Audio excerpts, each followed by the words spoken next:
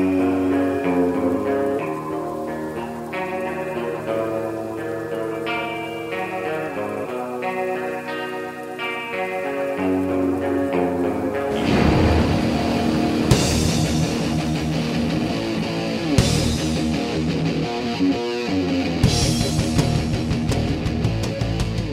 what's up? It's Darker Days Radio, episode number 44, The Art of Death. I'm, of course, your host, Mike, and tonight I'm joined by Chris. Hello. Hey, how's it going, Chris? Everything good over there? Yes, except for snow, more snow in gloomy Germany. Yeah. We always seem to talk about weather, don't we? Yeah, well, there's not what else have I got to talk about? I mean, I've just got my job, which is programming, and more programming and science. So, and you know, if I talked about that, people will be bored. Yeah. Right on. And joining us as well as a guest host is James. How's it going, James? It's all going very well, thank you very much. Yeah, it's all going fantastic at the moment. Yeah, and how's the weather on the Isle of Wight? Really, really cold. It has been a really bitter couple of months. But you know, we had some sun recently, so I have high hopes. You had sun in England, yeah. I never said we had much, but you know. Okay. And joining us as well is Colin A. Suleiman, also known as CAS, the developer of Mummy the Curse. How's it going? Hey, how are you guys? Very good. And how's the weather down there in the DC area, I believe? Yes, I am in DC. It's cold, probably not as bad as what Chris is dealing with, but cold enough for me to complain about it. It's got pretty damned Siberian here. Awesome. So, Colin, it's really good to have you on the show. I'm sure you're very excited with the recent release of Mummy, and you've been doing some really cool stuff as well. We recently noticed that you were on with the Gentleman Gamer to do a sort of an overview of the game, and also you just played in the game with him for Mummy the Curse, didn't you? Yesterday, yes. It was a lot of fun. I just wish I hadn't been 3 days without sleep during it. I think it shows, but it was a blast. I've yet to watch it, so it should be pretty classic to watch then. Well, now you'll be able to watch for just how tired I was the whole time. Right. Yeah. We decided to not watch that to kind of like come into this interview with a sort of a blank slate, not to be influenced by the, I'm sure, excellent game that the Gentleman Gamer ran. So we'll definitely be sure to check that out in the future. It was a real good one shot, and anytime I get to play with Mark is fun. He and I are a little dangerous when we're together in person, so convention circuits beware. Gotcha. So with that, let's move on over to the news segment.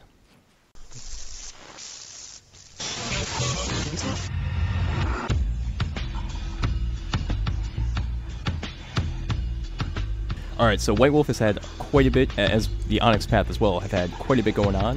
Hunter x Hunter 2 was just successfully funded on Kickstarter, 211%, and they got some add-ons for Inquisition material, Project Twilight, the Arcanum, and the Mafia. Does that mean, Mike, you're going to run a Google Hangout game for World of Darkness Mafia in the future? Maybe? I don't know. It's actually, Mafia is an excellent book, which, by the way, Colin here wrote for back in the day. Yeah. And we have a question about that later on. Sure. And, yeah, it's really good to hear. I'll be excited to see what's going on with Hunter x Hunter 2 and how they update it. I have previously on the show denigrated the original Hunter x Hunter book because I'm such a diehard Hunter the Reckoning fan. I will be happy to see how it's been updated since 1992. Wow. Additionally, Vampire the Requiem Chronicle book, Blood and Smoke, has had a lot of developments going on. A lot of cool rulings have been released by Rose Bailey. It's definitely good to see some of that as well. What particular highlights have been there? I think Predator's Aura. Predator's Aura, again, that's got a lot of talk. And also some of the extra rules, rewrite of rules for animalism, which are very interesting. Generally, a lot of the retakes of the rules, I think the way to push it a little bit further away from Masquerade, I think that's a fair thing to say, and make Requiem more of its own entity in that sense. But yeah, Predator is awesome. I want that book. I want that book now. I will kill James to have that book. Please and then don't. I will kill James again. Whoa. Okay. I would just like to confirm that the Predator's taint concept and write-up was not mine. Don't worry, I don't have a how did someone put it on something? I don't have a homicidal need to deal with that. I'm totally cool with Predator's taint.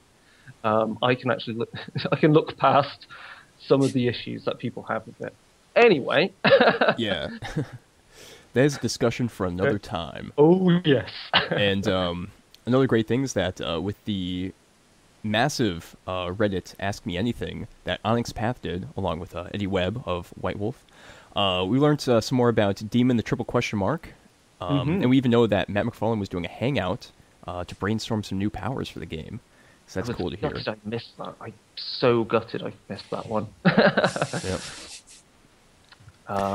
And in the Ask Me Anything, there was quite a bit of talk about Exalted 3rd Edition and Trinity Continuum, so that's good stuff to hear about. Not something that we've really focused on with the show, but Darkling. Expect a Darkling. Expect a Darkling, indeed. And there's also a lot of people that are really trying to get more Chronicle books out for the New World of Darkness. Stu Wilson, or is it Steve Wilson, really wants to do the Idigum Chronicles for Werewolf the Forsaken.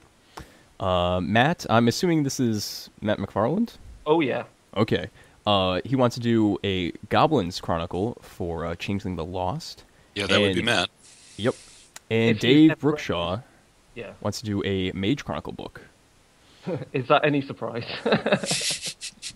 It is not. Oh. It is not. And then Stu, of course, wants to do a Geist Chronicle book, so Kerberoy. So, yeah, everyone wants to do a Chronicle book. I'm not going to complain. Excuse me, no one suggested a Promethean Chronicle book. I think that was actually a question on there, and I think Matt said he had an idea. So yes. Let's just, if people want it, they can just throw their money at White Wolf. At Onyx Path, and it'll get done. Or fund the other ones that get done beforehand, and then the later ones will get done as well. So everyone wins. Yeah, definitely. And one other thing is that we mentioned this on the last show, that LARP rules are going to be coming out from By Night Studios. And recently, Shane DeFriest, along with some of the other top honchos of By Night Studios, did a short hangout to explain kind of their vision for the Vampire the Masquerade and other LARP rules as time goes on. So we'll link to that in the show notes, and you can give it a listen. And the last thing on the news is that our friends over at wadnews.net for all your World of Darkness MMO news have just recently posted up a interview with Thomas Holt, who is the art director for World of Darkness MMO. So it's quite interesting just to read how he got into his position and his enthusiasm for the game. So again, we can link to that in the show notes. Indeed. And just going through our own mailbag, we've had some great NPC submissions from Travis Wilson, and those take some of the descriptions of possible characters in the original Hunter's Hunted book and give them updated V20 stats, so you can easily use them in your game. And that's going to be in the next Forgotten Lore, isn't it? Oh yes, I've just been editing and putting that thing together, so I don't know, give it another week or so and it should hit the website, including the other submission that we've had, which The King's Raven and Look on the White Wolf forums have sent in, and this is rules for hedge sorcery based upon the blood sorcery rules from Vampire the Requiem. So this is hedge sorcery for Fey-touched mortals for the Changeling the Lost game. So again, there's a whole stack of new rules and ideas in there. Right on. And we also got plenty of questions for the show today. And one last thing is that we had a great Werewolf the Apocalypse game with that was run by Andrew Bampton over on the G Plus community through Google Hangout. So that was really good. Thank you, Andrew. He's planning to run another Werewolf game in the future. I'm not sure.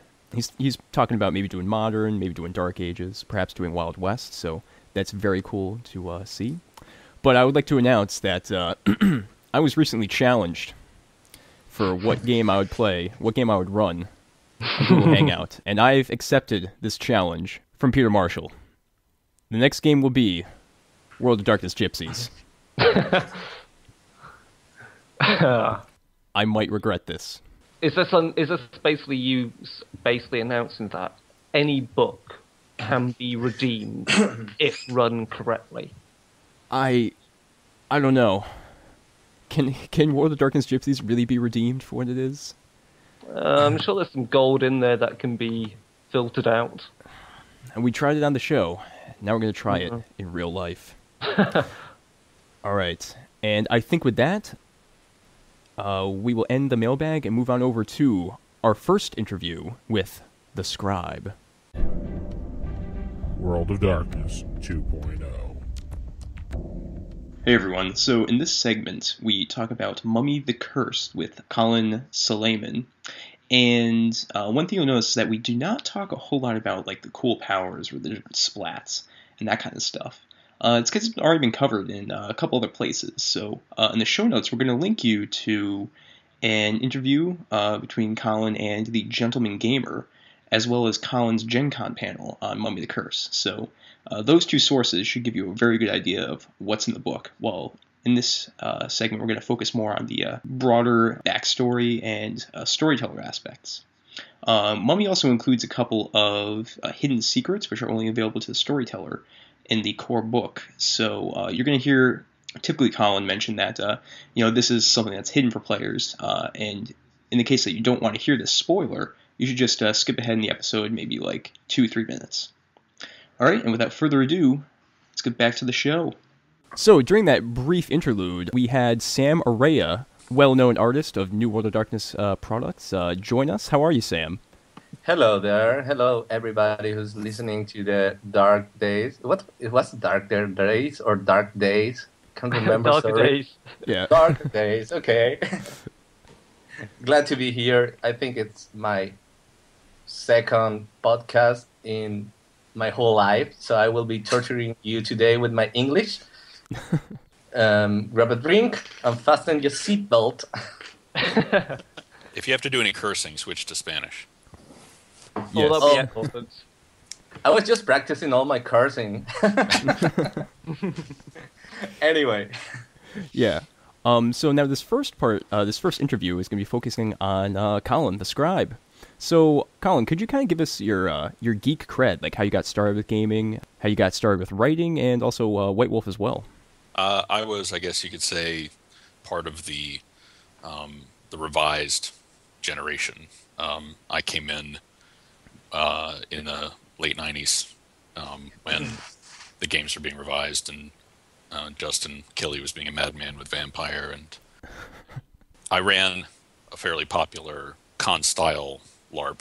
I ran every 3 months at a hotel I made these deals with, and about 150 players at one point. And I started writing stuff that was pretty serious, and I said I should see if I could get paid to do this. And sent some stuff to Justin. I invited him to my game, and he came and he played, and he had a good time, and he survived the whole weekend. And after that, the work started coming in. And then I ended up the developer on Mummy the Resurrection, which is the second to last old continuity game before the Time of Judgment. And then I co-wrote Vampire the Requiem and a bunch of other stuff, and did a whole lot of stuff for D&D, Wizards of the Coast, and but was really jazzed to do new Mummy ever since we did Vampire and the New World of Darkness came out. Thankfully that happened, and I really got just about everything that I wanted on it, so I'm very pleased. Awesome. But I don't really know about from Geek Cred. I mean, it's pretty easy to Google, but Yeah. I've never done anything that was poorly received, and that's probably the proudest thing that I can say after scores and scores of projects and books is that nothing that I'm a part of ever gets really panned. Hey, that's Brilliant. it's definitely good. Colin, did you start off with White Wolf Games, or did you start off with D&D or something else? Yeah, I was a very typical gamer upbringing. I think my gateway drug was D&D, and played that a lot as a kid and a teen. And when Vampire the Masquerade came out, it really hit my crowd immediately and directly. It was our style, our thing, and we were playing that like crazy pretty soon. And then I played a lot of other games, just trying them out.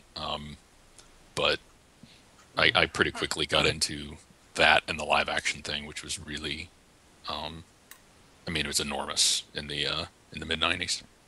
Right.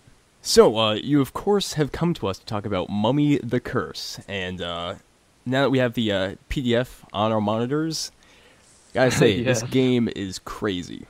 It's got everything. It's packed to the seams. Yeah, it The is. bandages are bursting. Like, I've been poring over this PDF for the last... How many weeks have we had it for? Like 3 weeks? Yeah, I think so, just about. I say we've had it. All us Kickstarter backers have had it. So, and yeah, I can't wait to have the hard copy because it's pretty freaking amazing. You and me both. It's very pretty, and Sam's is a large part of why.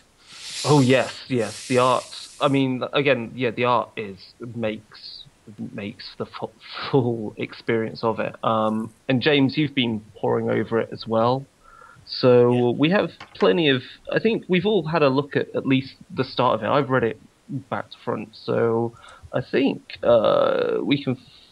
I think the first thing to say is, like, obviously, if you're into New World of Darkness and you're playing all the other games, Colin, what would be your way of selling it to established New World of Darkness players if they're saying playing mage or playing vampire or playing changeling?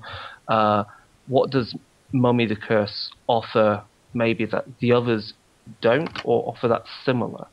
What kind of play experience can they expect? Well, it's interesting. I would say those are two different questions, but in Mummy's case, maybe they're kind of the same question because Okay. part of its appeal is that it's plug and play. It's one of those games that right out of the box you can see how versatile it is. Yeah. And that was really the appeal for me. Hitting on the early concepts was, wow, a game that really felt simultaneously, holistic and sort of, presented with integrity, but at the same time, not really inherently narrow. I mean, you could tell any number of stories, and it has a very resilient tone and sort of spine to it. And I would say that overall, the New World of Darkness is harder to play and tell the kind of stories you want to tell with it without kind of affecting the coherence or the cohesion, I guess, of it, because it's so delicate, the tone. But with Mummy, it's kind of, I think, the best of both worlds. It's got a little bit more resilient everything for a New World of Darkness game. Maybe a little easier for people to write around than some of the others. Earlier you mentioned Promethean, which is a game I really like, but difficult for some people to write around. And the other part of that question, I would think, that would be appealing for people who've played other games is we've had a couple-year hiatus since Geist, and we come out the other side of that offering a game that does new things mechanically.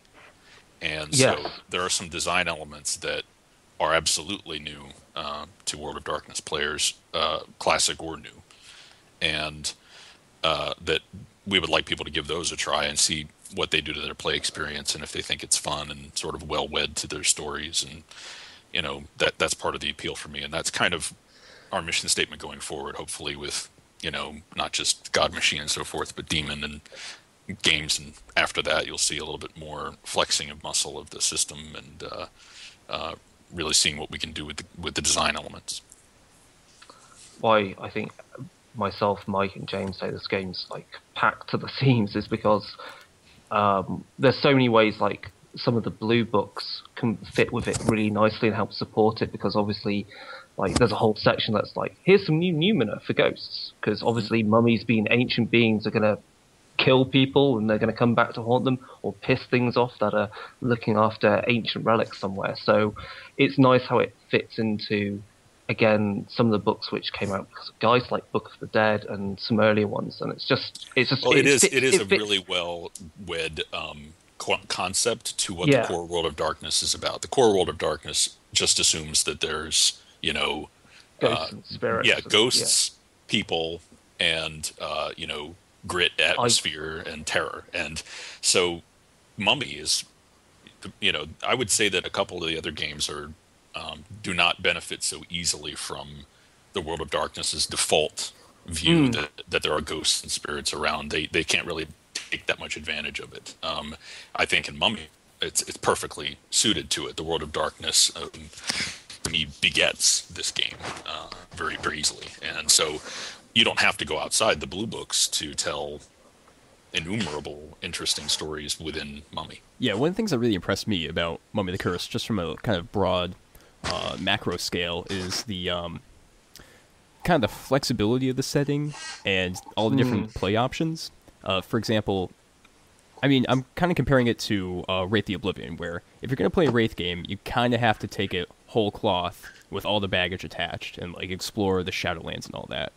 But you can really interact with Mummy on a lot of different levels. You could just have the players as cultists who might not even ever see a mummy, and they're just doing what they think is right to preserve this cult.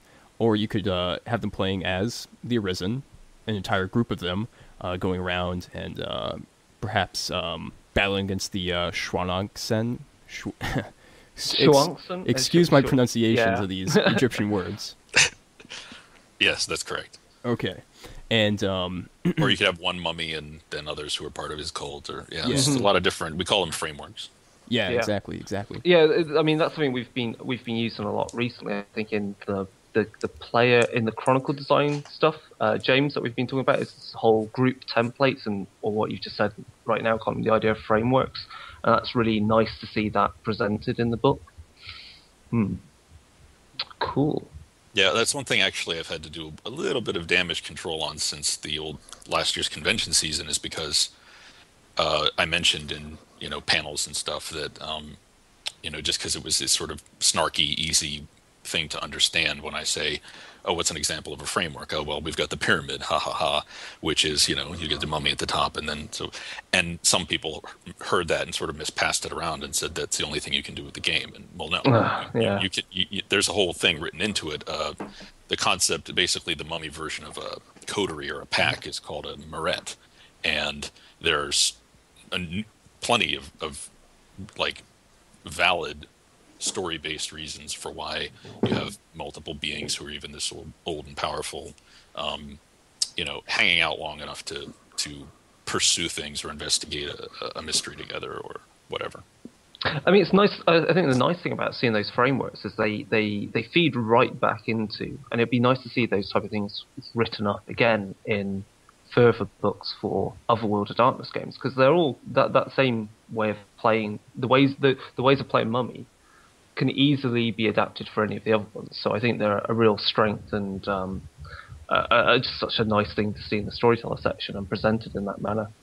Thank you. Yeah, they're great. I have no problem with them. They're brilliant. I fretted over the actual core book outline quite a bit before anyone else was even involved in the project. I knew that was going to make or break. I mean, if the guy, spearheading the whole thing doesn't know where he's going from the beginning, it's a lot harder to make something that coherent and sort of solidly presented. And so by the time my writers get a hold of it, they said, wow, we get what's going on here, and the use of the word count and sort of the weight and the focus given. And then within that, who's tackling which things. And that's why I said at the beginning of this, I feel like I got everything I wanted, because not only did I assemble my dream team and cast them, as it were, according to what I thought their strengths were, but I got the artists I wanted. It's pretty cool. I think so. like, because you said like how you essentially had to get exactly what you wanted in there and assemble your dream team. So how would you sell this game then? What's the pitch to fans of Mummy the Resurrection? Because you've said I think in previous interviews, there's nothing really stopping anyone using Mummy the Curse as their first World of Darkness setting to play in. So how would you say sell it to fans of Mummy the Resurrection? Like what things are similar and what's different enough to make it appealing and exciting and just gets them straight into playing it? Well, sure, I'm happy to tackle that, but I'll start by saying it's I don't want to make it seem like a replacement. I don't want those people to think that I don't want their enthusiasm, or I don't want them to try this game when I say what I'm about to say.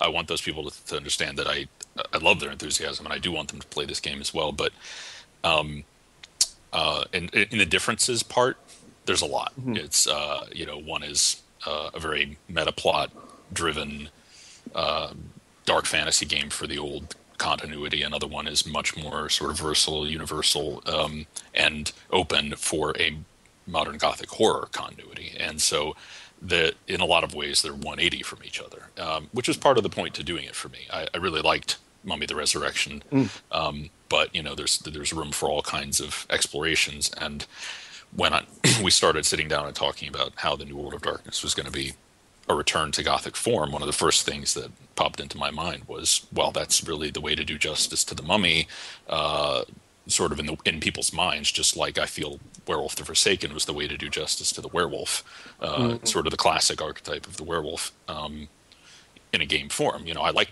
Apocalypse, but it was definitely an alternate view. And so what I would say on the plus side to fans of Mummy the Resurrection is that obviously it's a role-playing game experience about mummies, and it's set in a world of darkness, and some of the sort of sub-themes are exactly the same. You still have these issues of sort of memory and responsibility, and but they're sort of different things now. Apophis had a certain role in the cosmology of the old game and the old World of Darkness, and that is that's not in the new game, but the new game does have the Devourer, and sort of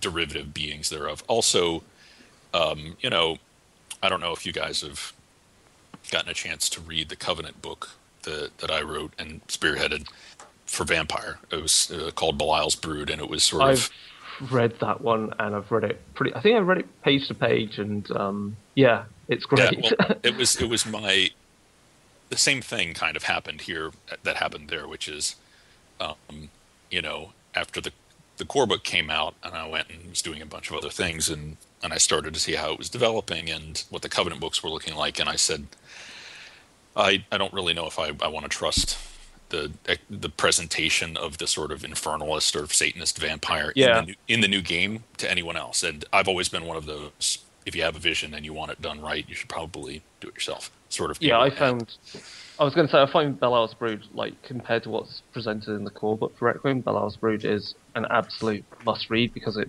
blows the scope of that wide open.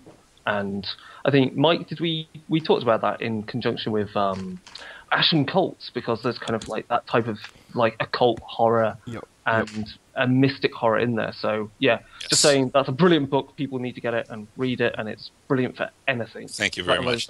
It's that was the goal, though, was to say, if you're going to have this in this sort of continuity, if you're going to have it in this presentation, it's very, very tenuous. It would be very easy to do it wrong. It'd be very easy to either regress to the old concept, or to just do things that were really fit with the New World of Darkness and with Vampire the Requiem's themes. And I mention that because it was a similar experience to doing Mummy the Curse and wanting to make sure that those notes were hit right, if you were going to do that. And so the people that I wanted were going to reflect that. The sort of the talent that I was surrounding myself with. I don't know if that answers your question, but that they are similar. Let's put this, let's present this in the way that fits best with sort of the tone of what we're trying to do.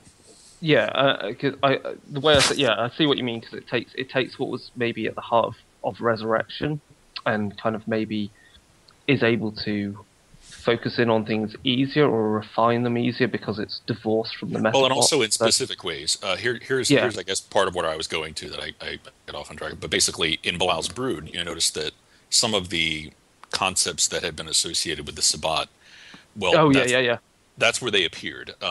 In essence, everything that hadn't been stolen and used for the Lankea Sanctum, in the core book and in the Covenant book, ended up as part of Balal's Brood. And part of why that's relevant here is because a number of the things that were sort of emblematic of Mummy the Resurrection and its story, and going back to Mummy in first and second edition, that didn't make it into the core book for Mummy the Curse, are going to get nodded to in the first couple supplements of the line. One of those is, of course, and I'll spoil this right now, is that a very popular element of the old game and its continuity were the Bane mummies, which is these 7 sort of evil. Well, Mummy the Curse has the Shuangsen, and there are more than 7 of them, but they only inhabit the role that the Bane mummies inhabited in the old game to half a degree. We still have half of what the Bane mummies used to represent left to nod to. And people are going to get it. And when they get it, they'll get it. They're I'll just say now, they're scary as hell, those Shuangsen antagonists, because I read those, and I was on Skype early with James, and James, we looked at those and we were running through the powers, and it was like, so they like biting sorcerers, and it was like they're wicked, and that makes them wicked antagonists for, I think, Mage then at some point. So I was like, I think someone's going to get some really good legs out of all these antagonists. There's really lots to run with. I don't know if you guys picked up on this. I know it's only been out for a couple of weeks, or in your hands for a couple of weeks. But one of the things is that each of the full-page art pieces also depicts one of the signature characters. So for example, the guy sitting on the ground in the occult pose with his sort of bow spirit over his head, that's the scribe signature character on Tahara. But the one at the beginning of the antagonist chapter that shows this nasty mummy pulling somebody's heart out of her chest, that is the Shuangsen signature character. Okay, cool. With all that, I think you've mostly answered one of the other questions on the list. So, cool. I think so. We're going to efficiency like that. Efficiency, yeah. So, Mike, do you want to carry on with the questions list so we keep track?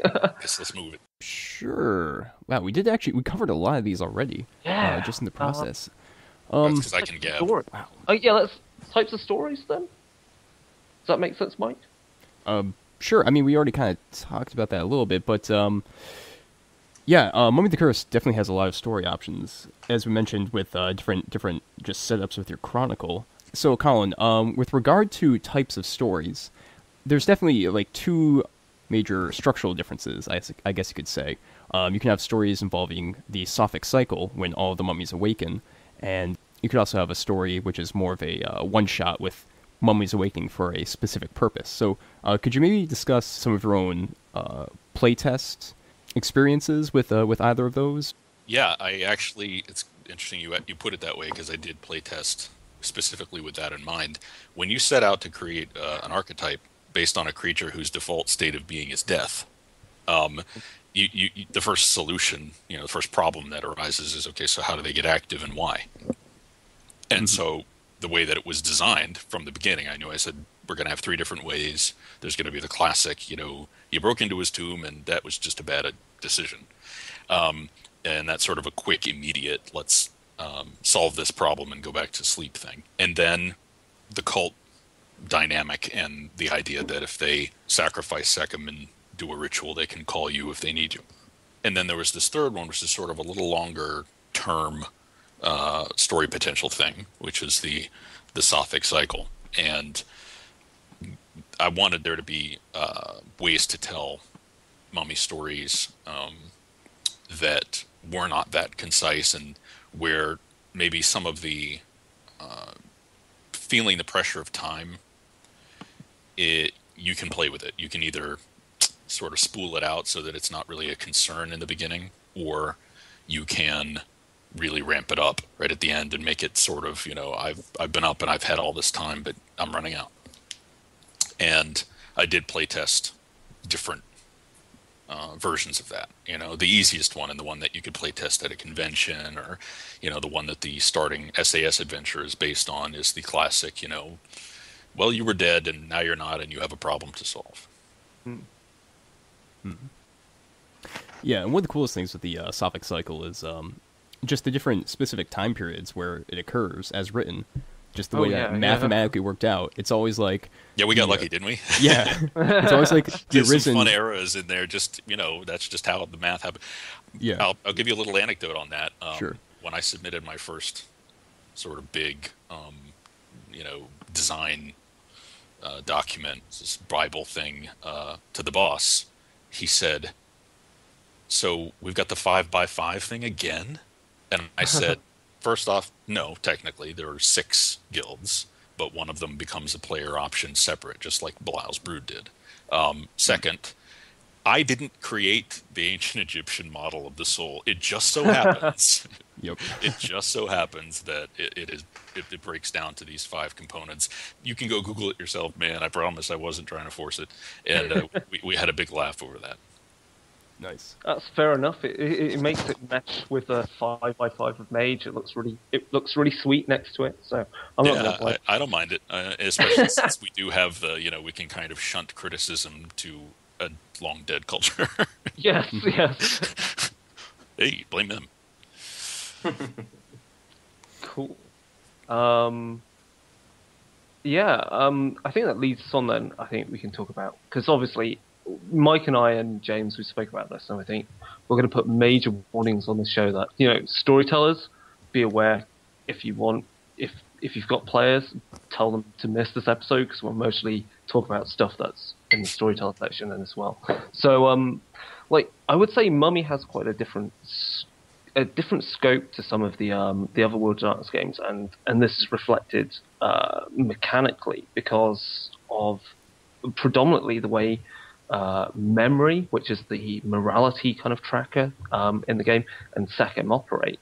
And they are quite different, I guess. And this is one of the main elements in which Mummy is different. So, do you want to kind of Colin, do you want to talk us through kind of your thoughts on what led you to explore these different mechanics and the other kind of mechanical things in Mummy that highlight it as being quite different from the other games? I think that's kind of spells it out. Sure. I actually, a lot of it came from this sort of beginning idea of an inversion principle. Mm-hmm. And I said, if I wrote on a Post-it note when I first started writing up the Bible, and I stuck it on my desk, that mummies are essentially photonegatives of vampires. And vampires have, they're assumed to be active, and then they interrupt it with these short periods of inactivity where either they have to, bleed off their blood potency, or they have to, basically sit with a stake in their chest for a while.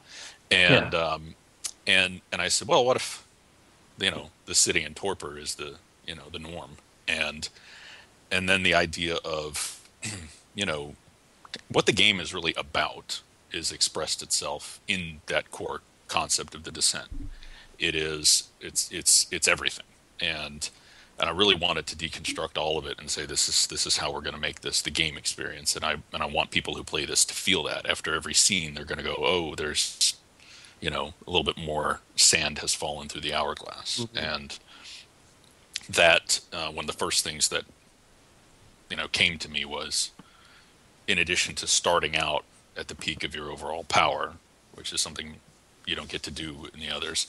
And I will say there was an element of fan service to it, because I've heard many times over the last 8 years from people saying, that chart is cool, and I'd love to be a blood potency 10 vampire or a primal urge 10 werewolf, but my game would have to run 12 years for me to get there. And the problems that you have to deal with once you get above 7 for almost every one of these archetypes, a werewolf with a 9 primal urge is the likelihood that that being is going to burn out before he gets to 10 is pretty high.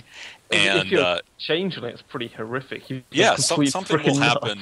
You know, the Earth will respond and put you down. Generally speaking, hold on, I'm just trying to think of my top of my head. What happens when you're really high in what's the equivalent for Geist? Something crazy happens there as well. Anyway, that's the idea, is that you're you know, these beings are they become too much of a drain on the world around them, and they kind of they get put down. I mean, in old continuity terms, you know, a being with a 10 potency trait running around and being active is sort of a big paradox bubble waiting to happen. Oh, yeah. And so I said, you know what? I'd love to give people the opportunity to play at potency 10, not just at some point in the game, but as soon as you start playing. And to reflect the idea that is the dissolution of power is more of the theme than the acquisition of it.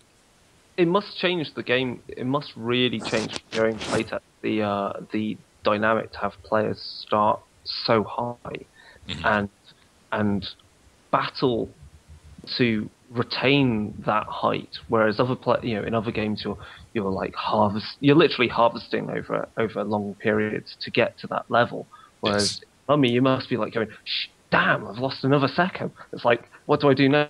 Do I commit some heretical act and consume this relic, or do I just accept it and get on with it and hope that, you know, I can maintain my second just a bit longer so I can still have my stats this high. Right. On a very micro level, I'll give you an example of the thought process. On the famous chart that all of these new WoD games have, you'll notice that they don't really get the same bang for their buck when they are spending their fuel trait to raise their dexterity. And that's because the whole idea is to drive home the idea that this is one of the slower supernatural creature archetypes. And that ultimately running from a mummy works.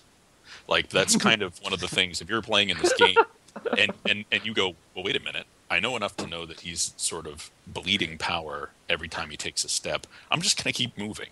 And eventually he'll run out of time and get mad, and then maybe he'll show up again later and come back. But, you know, and so one of the tiny little micro ways to really drive that point home was to say, yes, you can spend your fuel trait to raise your dexterity, but you get very little value for it relative to what happens when you try to raise your strength or your stamina. Cool.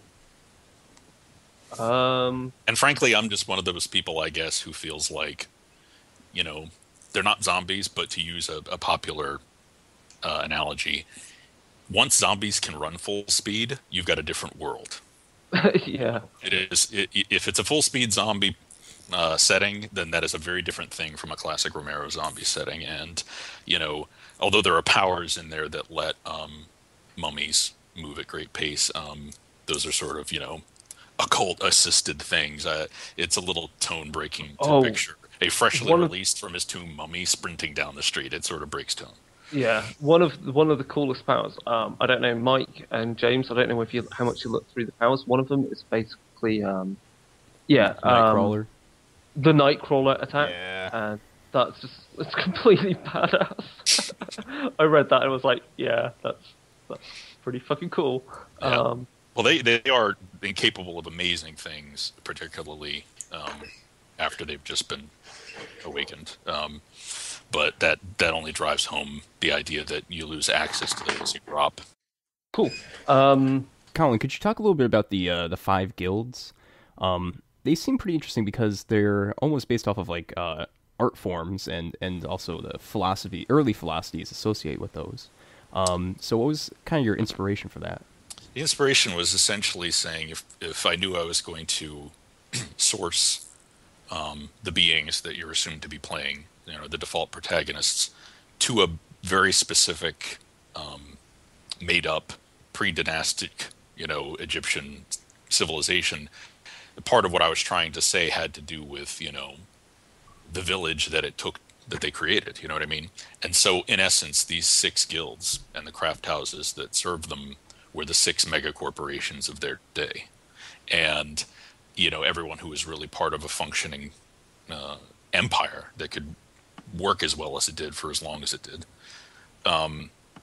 you know, would be a part of this process because that was their culture. And that was how you ended up seeing these sort of roles getting spread out. You notice that now, did you say earlier that we can speak here as though we're assuming that players aren't going to be listening because they're going to be spoiled? Yes. Chris was saying that we'd put a big spoiler one on it. Yeah, just say All like right. hashtag spoiler alert, and people will like Yes. cover their ears so they Okay. can't hear. Yes, hashtag spoiler alert. The Shuangsen ended up in existence because the Iramite people who became them were the undesirables, the unwashed, the slaves and outcasts and criminals, and they were all offered up simultaneously. So basically, the poor and the dregs of Iramite society ended up there. And the other 6 guilds illustrate where the other sort of demographics of society end up. And so, yeah, part of it ends up philosophical, but ultimately it sort of roots back to the 6 big operations, that ran their empire and their city, and people being a part of one of those 6 groups. Not everyone was, but then those people aren't a part of this story 6,000 years later. They just died and moved on. Right. Yeah. Most conspicuous. Conspicuous by its absence is there's no real I'd say soldier guild at all.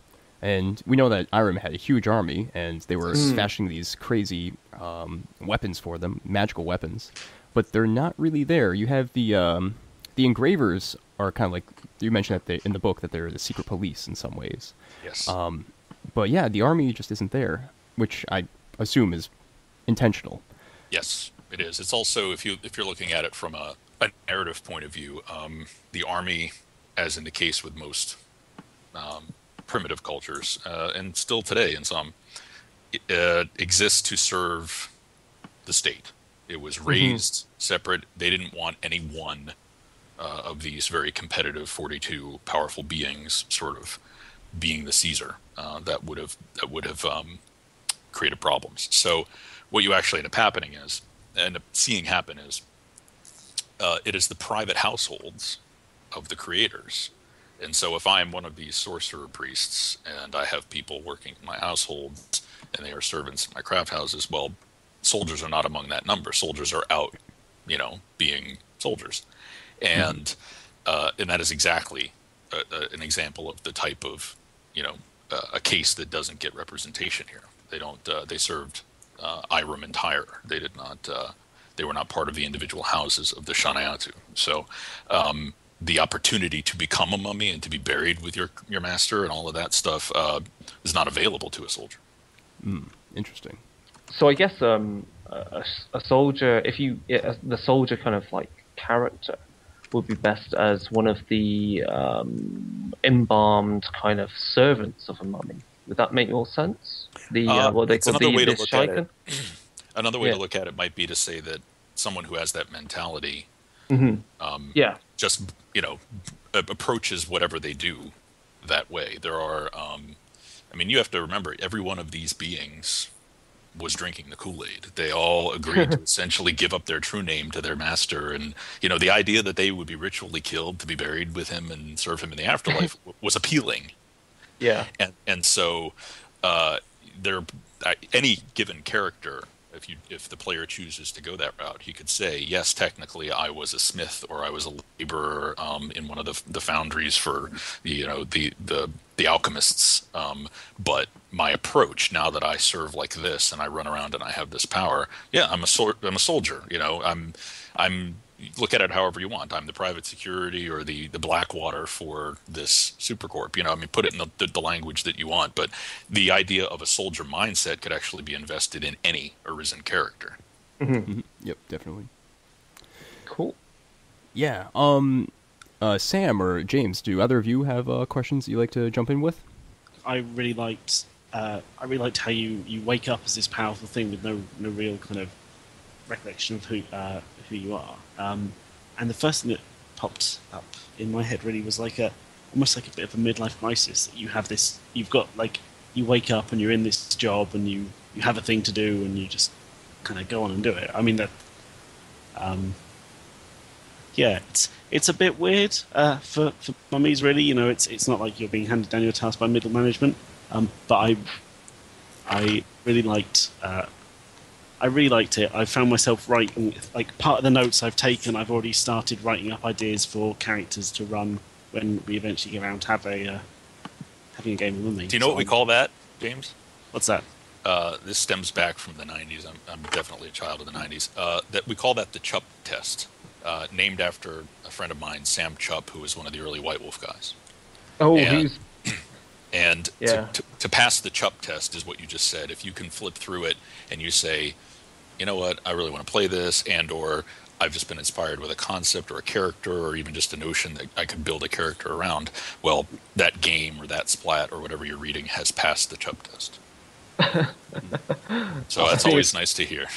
I think it's past 2 on my case then, hasn't it, James? Because I've been talking with James about how I think I might run a Geist Chronicle set in London, but with a mummy antagonist, because I read through it and I was like, they're kind of perfect for it. So I was like, screw it. I would run that, because one of the things I like doing often, I've done this with Promethean, because I've not run that yet, is I've used a new game as an antagonist in a game I'm already running, just so I can get a handle on how things work. So I've used Promethean and Changeling, which was kind of weird. But Promethean with Geist, it just kind of like, I looked at it and went, that's just so freaking good that it has to be done. Just to have a bunch of poor Sin Eaters go, holy shit, what power is he pulling off? Who did we piss off? And he's only just woken up.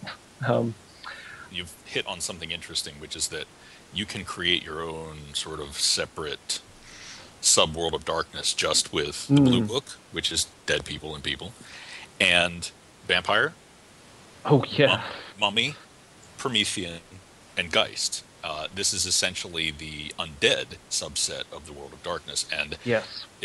that type of sort of crossover crucible seems really like cooperative. Like those things could really go together without the tone breaking and the entire thing sort of coming down around your ears. I think it's a little harder to start introducing the other archetypes, but if you were to have a contiguous world of darkness that sort of presupposed that all of those archetypes were real, it would still cohere pretty well. Well, actually, I think it's quite interesting you say that, because I think there's actually more crossover that you could do with Werewolf than you originally realised, because I was reading an article where there was... it actually wasn't an article, it was on QI of all things. Scientifically, jackals would not have actually existed in ancient Egypt. So in the time of Iram, technically, jackals wouldn't have existed. They were still being closer to wolves. So you never know. That's how you could kind of mangle a connection in some case. So we'll just throw that out to the players out there and the GMs. Like, if you want to do something, it's doable.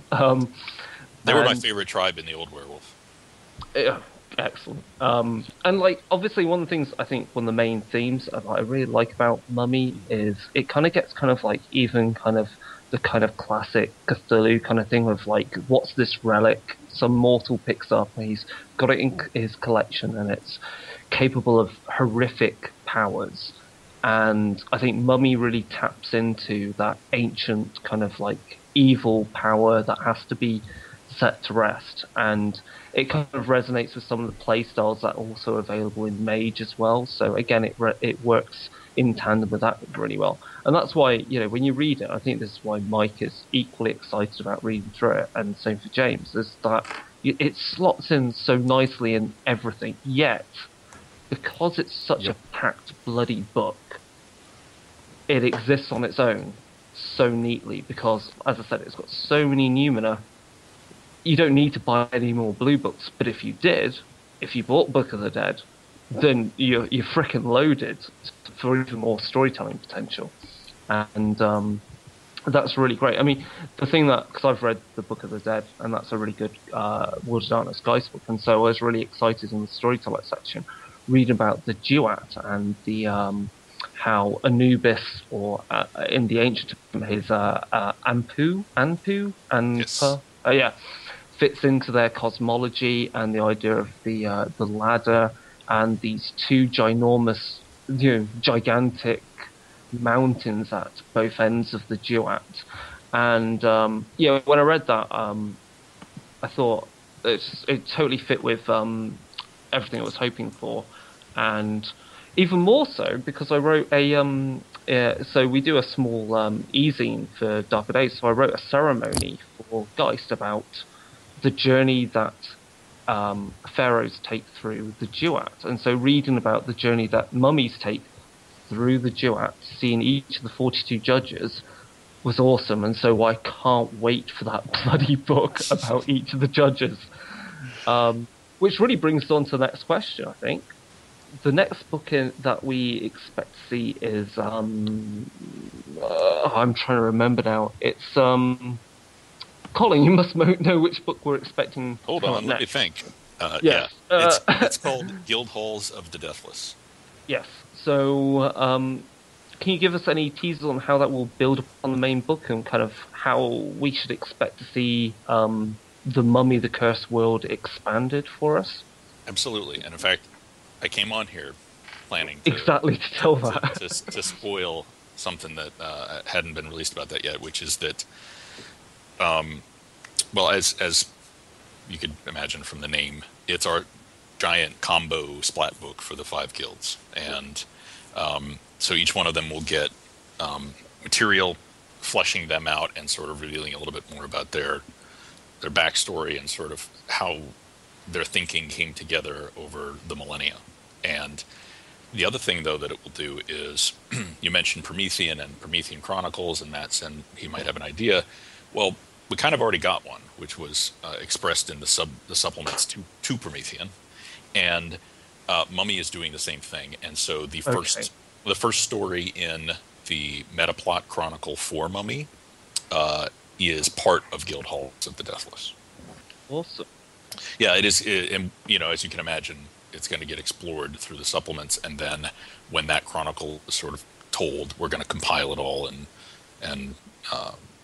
let people, if they want, get the whole thing and run the whole thing back to back or whatever.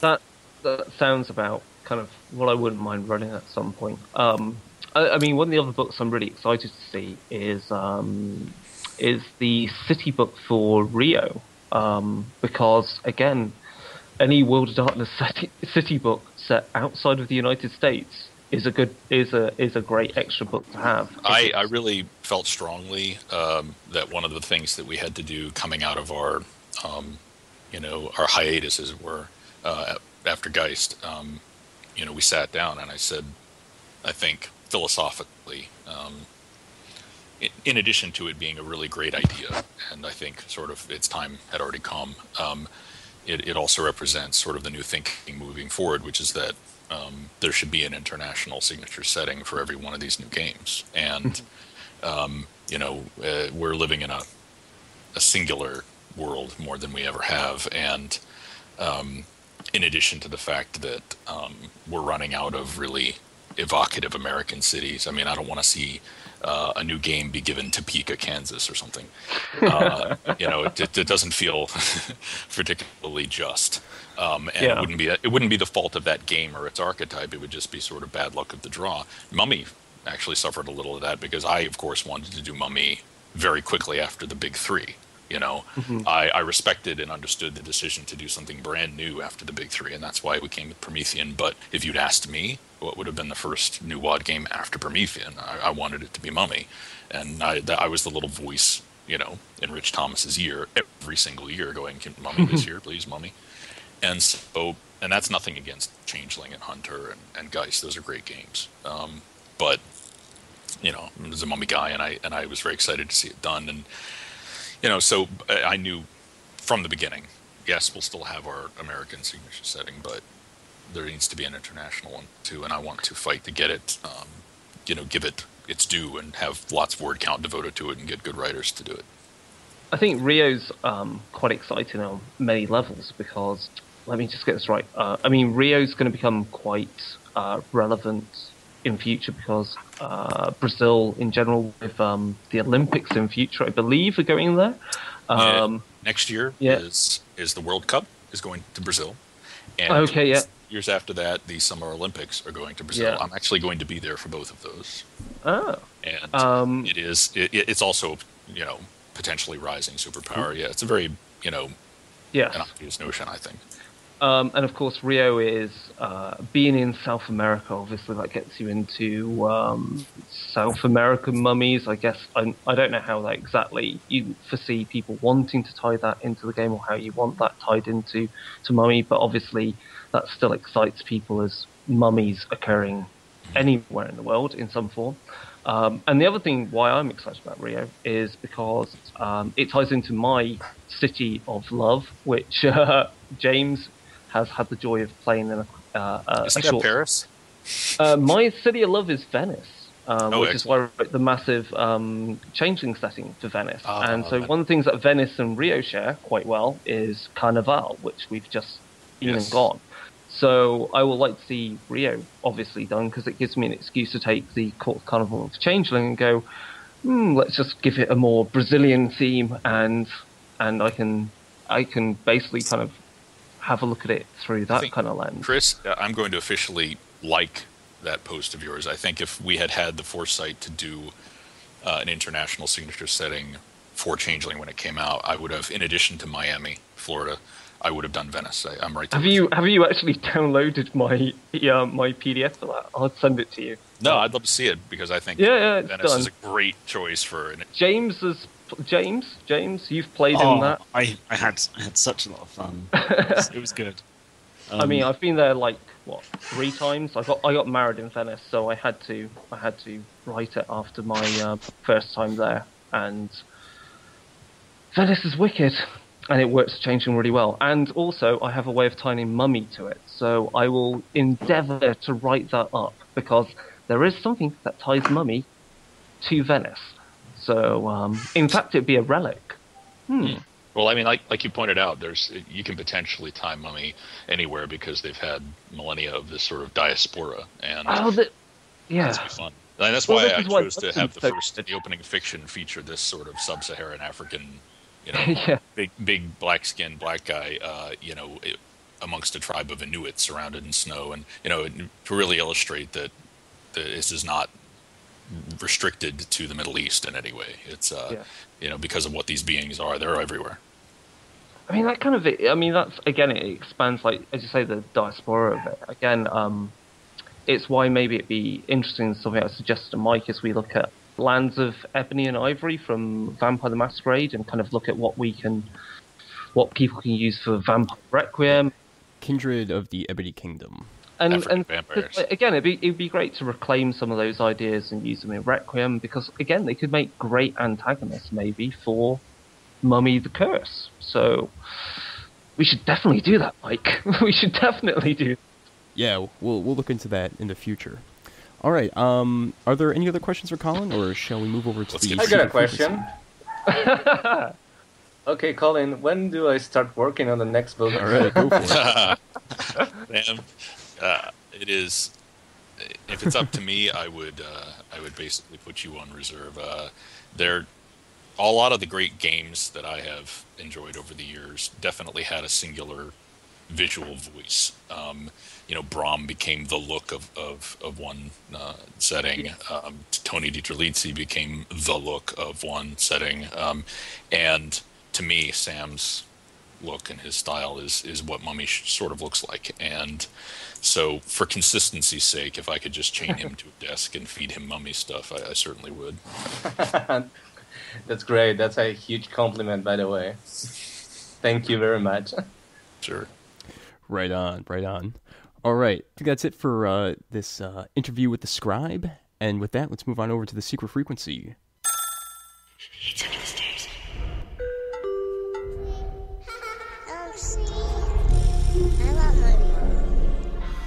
Oh, yes. So, on this Darker Days, the Secret Frequency takes us on a tour through one of Mexico's creepiest islands, an island of mutilated dolls. So, Mexico's Isla de las Muñecas, though I'm sure Sam can confirm my pronunciation, possibly on that. Anyway, it's one of the most unnerving places on Earth. In the trees hang the mutilated, damaged, dirty baby dolls. And there's a reason for this. So the island is located in the canals of let me get this right, Xochimilco, and the story goes that a girl drowned off the coast roughly 50 years ago. The island's only inhabitant, a hermit, known as Don Julian Santa Barrera, was there, and shortly after the girl's death, he started finding dolls in the canal. He feared these were a sign of an ancient evil, or at least an evil ghost, or an evil spirit. And so he began to hang the dolls from the trees as a way to direct the evil spirits away from himself and to placate the ghost of the dead girl. Soon he began searching for more of the dolls in the canals and in the trash near the island, and he even began trading for more dolls. And he hung these from the trees on wires, and even keeping some of the dolls in his own cabin. Over time, even the dolls that were already battered and broken became distressed and obviously corroded. And so of course he got more. And of course the island got its creepy renown, and tourists began to come along, and they began to see Barrera and take pictures of the island. But Barrera, for all his superstition, drowned in 2001.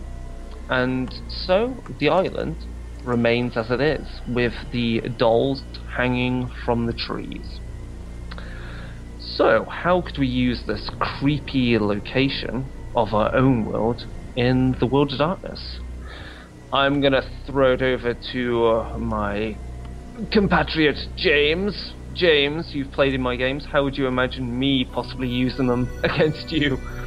I mean, one of the things that comes up with, I suppose this is almost riffing on the earlier story of Robert the Doll, as with fetches. Don't mention Robert. But almost not like an island completely like covered in fetches or something. You know, if they keep washing up in the river. That's interesting. Maybe maybe they're trying to,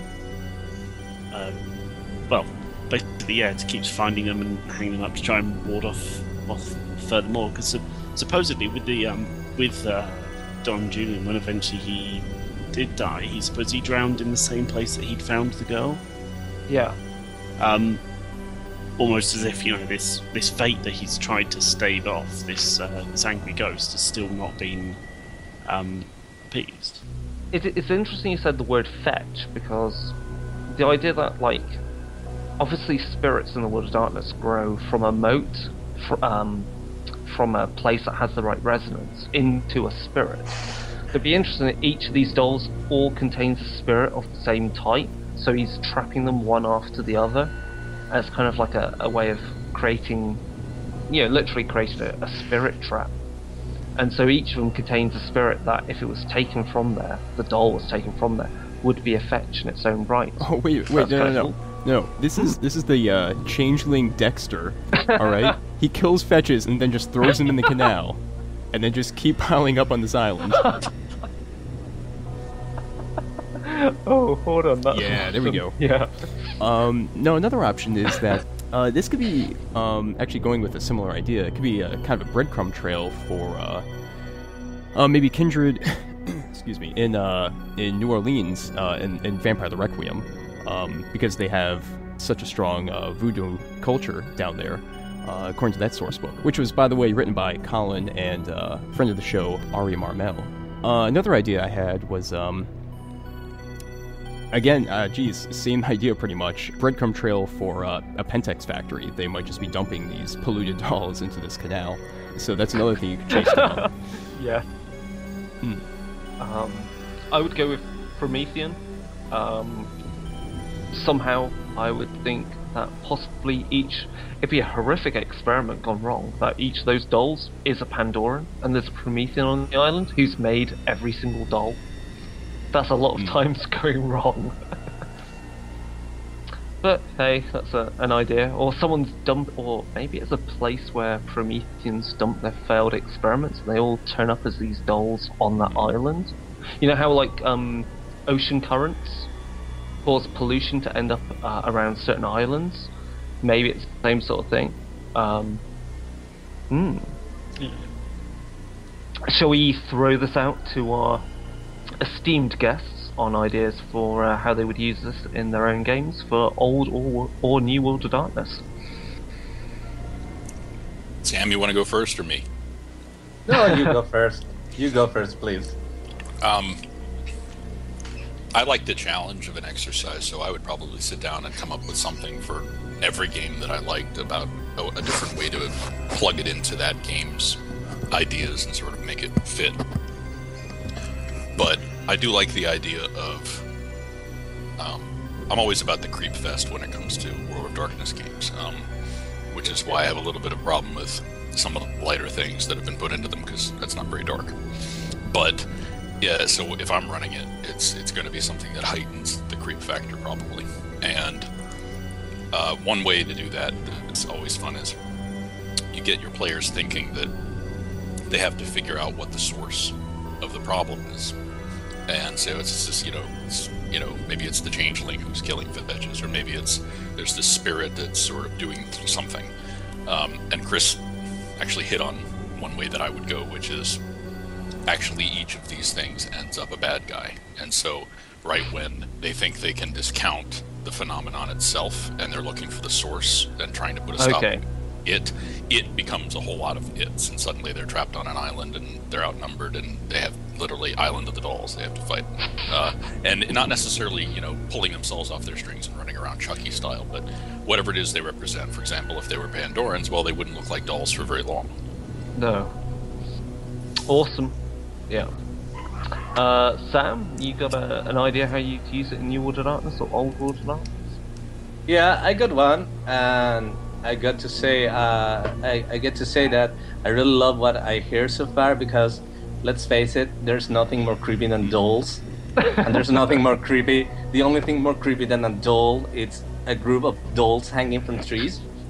But seeing that all of you are, some of the ideas are concentrating on the antagonist factor of the dolls, I maybe try to give it a twist, and instead of the dolls being antagonists, I will have the hunters of that Mexico, that zone in Mexico, will have to ritually throw in a doll in the river or in the island. Oh.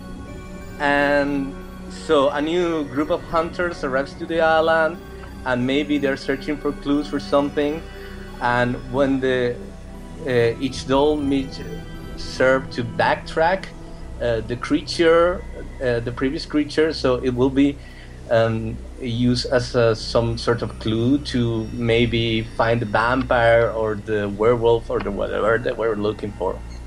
No, that's totally wicked. That's like totally extra to everything else that we've all said. Cool, thank you. That adds a complete extra dimension to it. Wow. Yeah. James, Mike, I'm completely tapped out. I can't think of anything more creepy with dolls.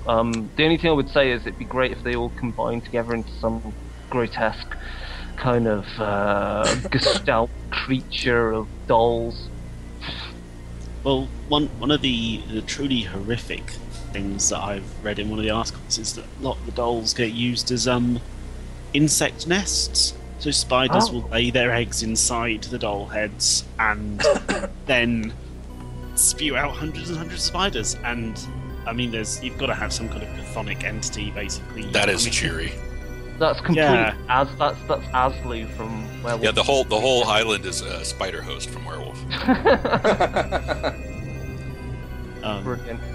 Yeah, I actually think I can't look at any of these the picture galleries anymore. I'm too creeped out. Hold on, so James, you actually looked at the picture galleries. I've had them up the whole time, and there's this creepy doll reaching out. Like one of the dolls is like, it looks like it's reaching out to whoever's taken the photo. And yeah, no, he's Oh gone. no, I've got an idea. It's classic. So Mike, Pentex, yeah. So what if all these dolls are made with Pentex brand plastics, and it's all kind of coalescing together, and once it reaches a critical mass, it all combines together to create a amorphous blob of plastic a la the Blob, ready to consume things. And thus becomes some sort of Femorai kind of crazy piece of, I don't know, spirit of, I guess it would be a spirit of decay and like plastics and modern man-made materials. Yeah, no, it's a great antagonist for Werewolf the Apocalypse, because that's something that they can't claw through. Did you Yeah. read the revised book on those? For which I've not read it. It was called Possessed, and it was essentially a combination of Freak Legion revised, and then Oh, okay. Freak Legion for the Weaver, and then also the Wild. And I've only played in a Freak Legion game, which was weird.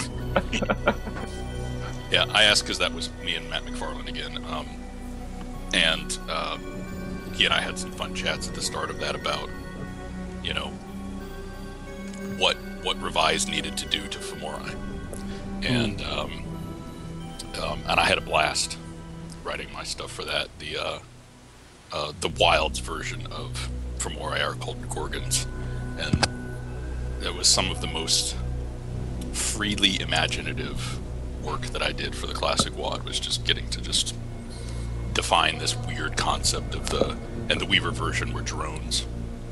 And yeah, that was a really fun project. That was the only book I ever wrote for Old Werewolf, actually. Nice, good stuff. Cool. All right, I think that's just about it for the secret frequency, isn't it? Yes, I would think just like to so. close with a thought, which is that Sam is totally right. Dolls are really creepy, and inherently. And when Stephen King had announced that he was going to write an episode of the X-Files right before the show ended, they announced it, and at the same time they said his episode will revolve around a creepy doll. And I said, of course it will. It's Stephen King. That's genius. Yeah.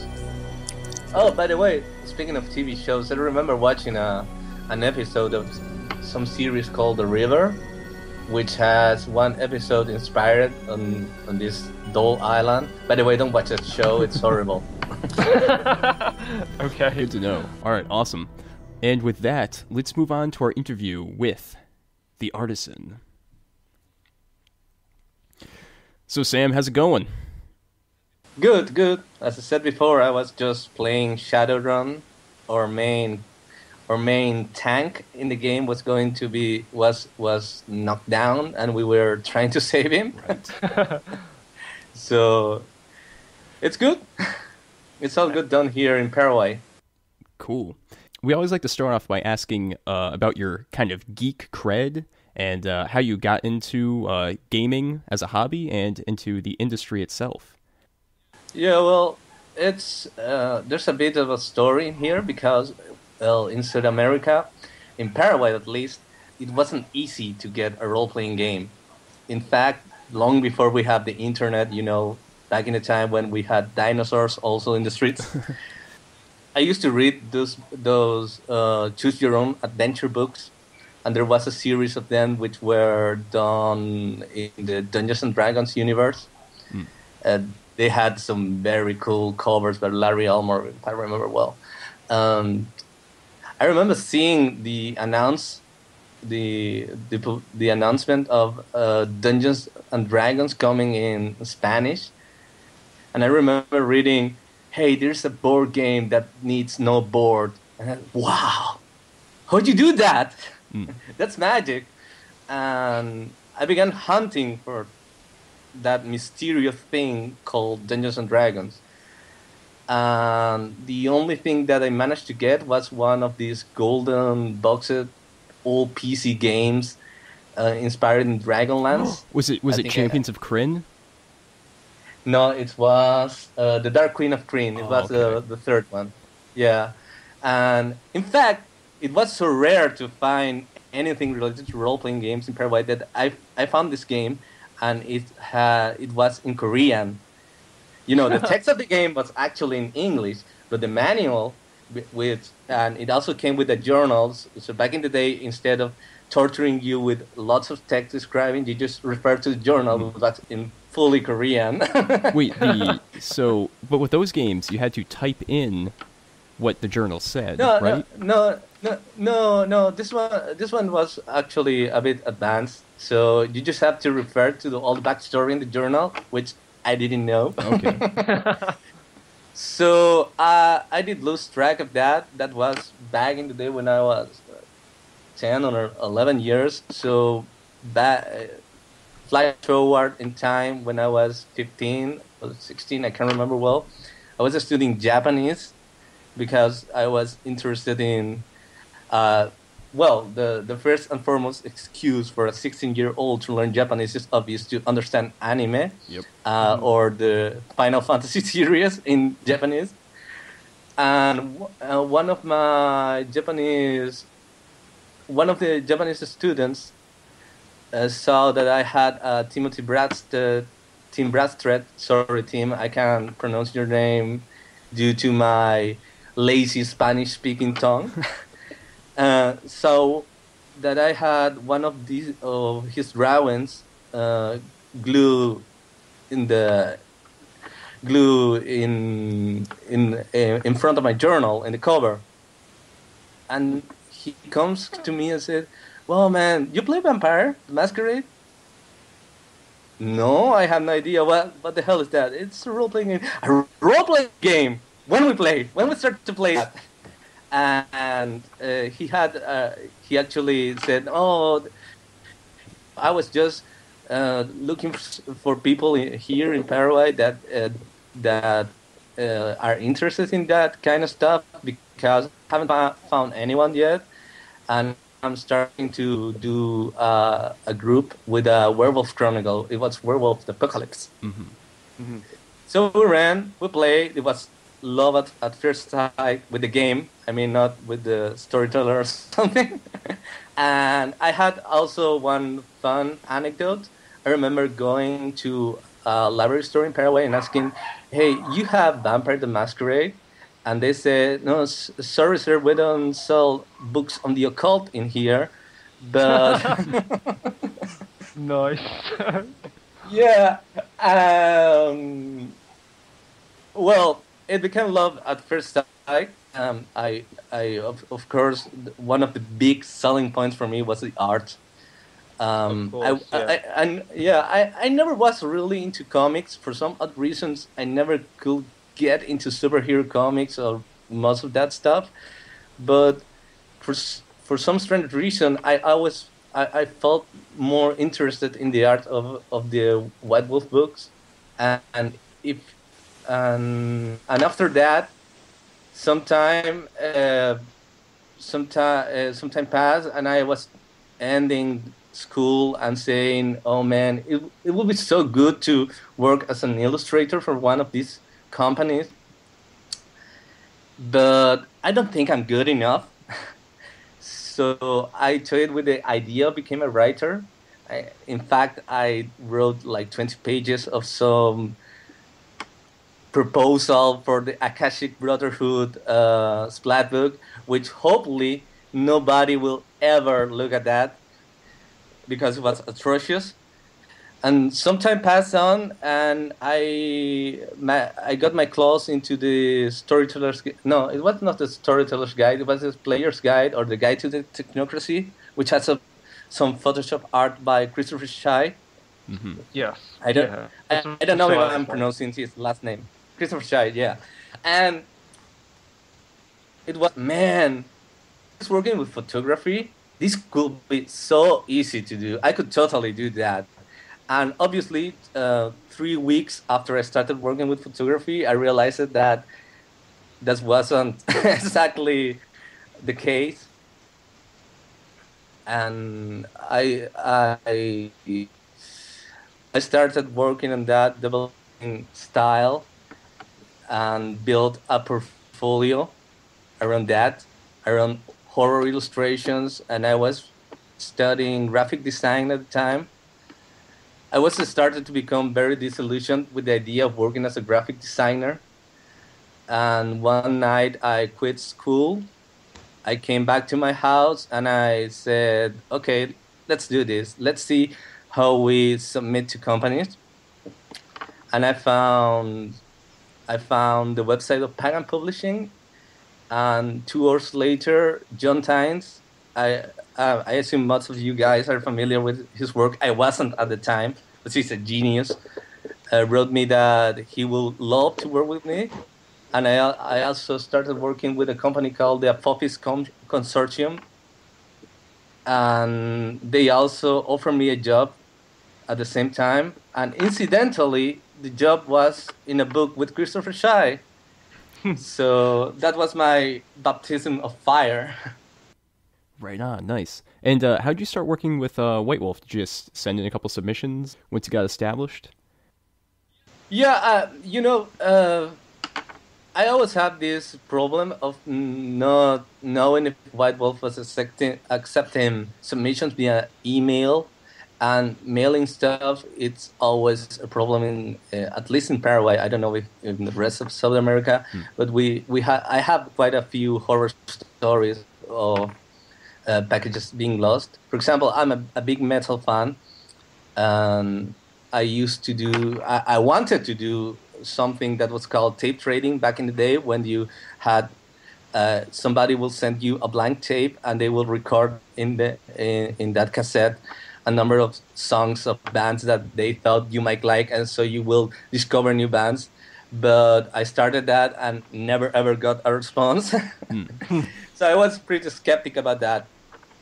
So I was in a email list, email group, I can't remember that, where the moderator worked with White Wolf, and one of the posters in there jumped in on the chance and asked, "Hey, okay, how could I get a work with White Wolf?" And he said, "Oh, well, I could recommend you. I could try to talk to Richard Thomas if he's okay with being flooded by submissions by some unknown artist." And thankfully, Richard said yes. And I started working on the first big book of the New World of Darkness, which will be, of course, the Book of Darkness main rule book. Yeah, we had Rich Thomas on the show over the summer, and he mentioned that your wheelchair artwork was one of his favorite pieces. Yeah? I will second Richard's selection and say it pretty much, that picture defines that entire bloody book. That is it. I mean, because your work, I think at this point we can say, like, your work for World of Darkness books appearing like the World of Darkness core book. You've done pieces that turn up in like Werewolf, and turn up in a lot of Promethean books, or covers to Promethean books. And also to, which book is it? Hunters Slashers. And, if I was to think of images that encapsulate New World of Darkness, pretty much every image is yours, Sam. So that's good to hear. And, we've now got Mummy, which is festooned with your artwork. Chris, and now you know why I wanted him. Yes. People say, "Well, who's your look? Who do you want?" I said, "Sam and Chris." That's who I want. Yeah, well, because Christopher Shy's work, kind of at the time encapsulated Mage the Ascension to me. Because I got into Mage the Ascension at Revised, and you had all the wonderful full color pages for the tradition books, and had the black and white versions in the core book. So, Sam, your work is pretty much bloody it for me for Mage. I think not for Mage, for New World of Darkness. I think the only other person which I think whose work next to yours encapsulates some of New World of Darkness, and I think encapsulates it kind of is iconography of it, is who's the artist for Werewolf the Forsaken? Yeah, I was actually just but, trying to you know, think of his name. The one who does with the very sharp corners yeah, in the pencil work. Oh, and jeez. yeah, and that's what I mean. It's like it's really nice when games have a particular style of artwork that is that that that kind of sums up the feel of the game. Just as like why am I so lost for names right now? Like Mage the Awakening has a particular look because it's James or anyone help me. But you know what I The mean. name of the artist Yeah, in Mage, I can't, for Mage the Mage the Awakening. Awakening? It was Michael Kaluta. Yes, yes, yes. Of course, yeah. And of course that book feels so Mage. complete because his art is through and through for in that, and also the same with many of the Spanish books. And you know, Sam, your work through all the New World of Darkness books, and in Mummy, and in in Hunt, in like for Spirits and for Hunter and stuff. It really kind of ties all the books together really, really well. And yeah, that's all I can say. It's awesome, and thank you. Oh, thank you. You know, I grew up looking at this stable of artists that inspired me, like Tim Brasted, Vincent Locke, Guy Davis, Christopher Shy, of course, Ken Major Jr., and how could I forget two of my favorites, which are Joshua Gabriel Timbrook Mhm. and John Cobb. And it's really an huge, gigantic compliment to hear that. And also, it's funny because the wheelchair picture was the first one I I nailed it for White Wolf. I remember very well when I got that brief, and Richard said, "Make a spooky scene, make something that will terrify you." And okay, let's do that. Oh, can I just say, I think is it in its World of Darkness Ghost Stories, the terrible tale of James Magnus, which is my favourite SAS. Well, I guess it was kind of pre-SAS back then. But anyway, it's like one of those pre-made adventures for World of Darkness. And again, all your artwork is in there to depict the characters and the scenes for it. And again, it's bloody awesome and really kind of sums up the look of it. Oh, thank you. That book also has one of my favorite pieces from New World of Darkness. It was done by Agus Hall. You might remember it. It's the big tree with the hanged Oh yes, yes. persons. That piece is just terrific, terrific. Oh, here's Colin coming back to life. Yeah, it's coming Just like back a mummy. like a mummy.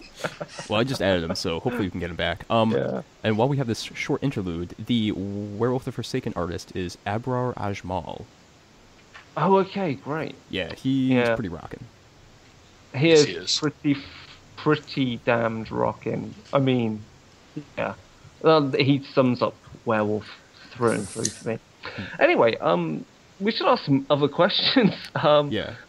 So I think, kind of, what's the process for you for like creating your pieces for a particular game, or maybe for like a cover of a CD cover for a band?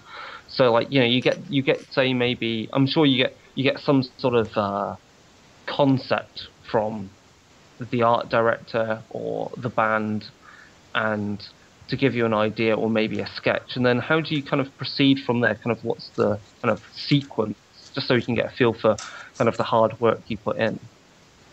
Yeah, well, first of all, there's one big thing here, and that's there are basically various kinds of art directors.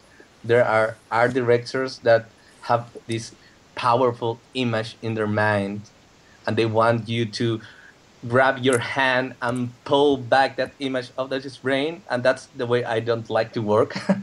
Okay. But when I work with White Wolf and with bands, they usually send me either the book or some sort of small note telling me, describing a scene. When I work with bands, I usually just ask, guys, you have a concept, or you just want me to develop one based on your lyrics? And let's make clear that I actually enjoy the later more, but either way, it's fine with me. And it's ironic, but usually the bigger the band, the more freedom that you got. For example, with Cradle of Filth, they just sent me the lyrics and, okay, do what you want. Just send us a sketch so we can approve, look at it, and make sure it's not, bunnies giving candy to children or something like that. Yeah. And I'm sure that'd be really good in an ironic sense. Or I'm still waiting for that phone call telling me, okay, the bunny idea is to go. We're making a Blu-ray with that. No, but usually the smaller brands have tighter concepts, and this is by no means demeaning those bands, but they usually are. Maybe they don't get. Because they are starting, they are so enthusiastic, and they have this great idea of what they want to become, or where they want to go, and that's great. And I usually work with that as well, but I usually like to tell them, okay, let's try this, maybe this. What do you guys think if I take this concept and twist it a bit? And in the case of Mami, for example, we have the first 5 pages, which actually are the later half of the book. Mike Chaney sent me some notes describing the scenes, and my main concern there was trying to get these descriptions right. And there was also, like Colin said, a description of the signature characters, which it's always an important part, especially for White Wolf. And my second concern my second in my list of priorities obviously was nailing the likeness of each character. And one important thing in that process is try not to say literally what you get in the notes. Because I think there's something very important for an illustrator. One skill that is very important, and that's that your illustration should complete the text, not in the way of saying the same.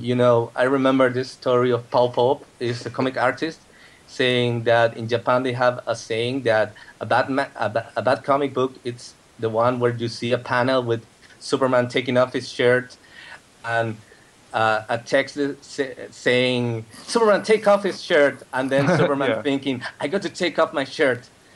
So I believe that's an important part of the process. And for example, in the first part of the book, which was commissioned later, I didn't get a description, I just got the opening fiction that I was supposed to illustrate. And there's this piece of fiction where one character walks into an airport and sees someone that is so beautiful, so resplendent, that he feels revitalized. He feels that he's brought back to life. And, think about it a bit and how you illustrate that. You maybe paint that signature character with dreamy eyes in a pose saying, oh, I'm so in love with this person, or something like that. And instead of that, I just try to capture the essence of looking at someone beautiful, if you say. And there's something very funny, of course, with beauty. Beauty resides in the eye of the beholder, and what you think it's beautiful for you may not be beautiful for everyone. So instead of trying to come out with the face of a supermodel, I just wanted to give an impression of a beautiful person. That's why you will see that his face is mostly painted. It's just blobs of paint, and there's nothing describing his eyes or his in-depth features, if you like. And after that, I just sent the approved file to the art director and wait for my check. Hey, can I throw in there? Sure. It's your book, after all. Well, it's interesting. The only thing I would add to that is that sometimes, it's exactly about the needs of that thing. And in the case of Mummy, you pointed out how the first few chapters are one thing and the second few chapters are another. Well, that was intentional because what it was doing was compiling two books together. The approach, which I think James or Mike mentioned earlier, of Mummy is different in that there is this Chinese wall, and you are expected not to read parts of it if you're not going to run it. And so the core book, for the first time, became a virtual box set. If you wanted the whole thing, even if you were not going to read all the storyteller stuff, then you had that option. But there are plenty of people who are going to wait and just buy the first half of the book, or 2/3 of the book, or whatever it is, which is the player's part specifically. And now they'll have that option because this is how we're doing things. But it also became about designing them differently. So player-focused stuff needed to be a bit more richer and flavorful, and so that's where you have these opening fiction vignettes, and we wanted the pictures to really pull people in that way. The storyteller's book is a little bit more practical and workman, but within the text itself, you have, this flavorful thing, so it's not completely boring. But they were different. The second bunch of chapters were supposed to have different chapter openings and look differently because that was the storytellers. Oh, that's cool. I certainly noticed the difference, but I wasn't aware that. Yeah. So that's very interesting, but because when you are, there's a mindset I get into when I'm illustrating, for example, Werewolf the Apocalypse. You get these not Werewolf the Apocalypse, Werewolf the Forsaken. The scenes in Werewolf, the action scenes, are so epic. There's no way over it. There's no way I don't want, for example, to draw a werewolf fighting a were-rat in the middle of a sewer junction or something like that. There's something so epic in the text, and I think that the same applies to Mummy, to that later part of the book, because, for example, one of the notes was specifically you have the main Mummy ripping off the heart of someone, and there's no way I'm going to say, oh man, drawing another Mummy ripping someone's heart, that's so boring. Right. There's something visceral, and there's something very compelling about that. But for example, in the first section of the book, there's another part where it describes. There's one fiction where one of the signature characters asks for a sacrifice of a child, right? Yeah, and I could go the full spectrum, and yes, well, that show was you a lot of creative freedom. Like, I was really interested to see where you were going to end up with that, and I'm happy with all of them. I think they are all not only reflective of the vignette that they're across from, but did you also notice, guys, that there's a bit of a reversal even in the design, so that now, I know you don't have the book in your hand, but once you have the book in your hand, when you're reading it, you're going to open it, and it's going to end up looking like a sarcophagus, where once you close it, the lid has the writing on it, and the character, which is represented by all these awesome character portraits that Sam did, is laying down inside the coffin, basically. So the book becomes the experience of opening the coffin and having the character in front of you. Like, even that was intentional. And, oh man, that sounds good. Yeah, so that when you're reading it, you get this immersed, and that's why I really like these sort of singular looking pieces that you did for it, like the blonde, is the more direct you can make that statement, at least once or twice, so that people feel like, hey, I just opened a coffin lid and I'm looking down on a figure. And that one with the mummy who is sort of ordering this sort of sacrifice, she's still the only figure in it. There's a couple statues by her feet, but basically it still works on that same level. And here's the other thing about this particular project is, I guess I qualify as one of those more needy or complicated art directors, because I also have a band and I've also ordered art for that, and like, so I'm double diva, and but sometimes being a diva isn't necessarily about being small time, like not being at a big sort of level of success or something. Sometimes it's because there's an art that needs to be served in every portion of the art, and when you have something you're trying to say, those needs to get served. And so to bring that back to Mummy, certain elements of those full pagers, there's actually hidden occult iconography in it.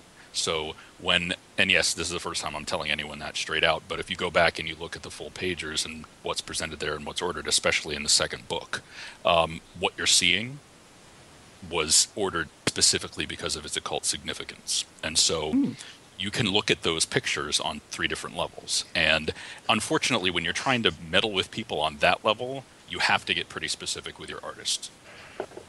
I totally agree with that, and there's a funny story over in here also, that when I started working with Mami, I just stopped reading. I just finished a book called The Magical Revival by Kenneth Grant, which delves deeper into the Egyptian magic system, especially the ones that were used by Kent Grant, and also in his yoga and Kundalini exercises. And when I got the commission to do Mami, I was really excited to bring that occult iconography.